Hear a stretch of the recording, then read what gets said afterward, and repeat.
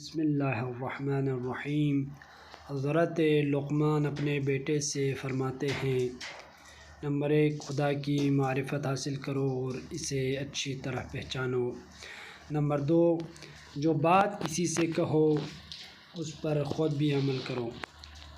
Number 3، موقع سے بولو اور مناسب گفتگو کے لیے لب کشائی کرو۔ نمبر 4، ہر قسم اور ہر طبقے کے لوگوں کو پہچانو اور ان کے ساتھ مناسب برتاؤ کرو۔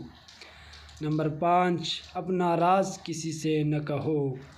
نمبر 6، دوستوں کو مصیبت کے وقت آزماؤ۔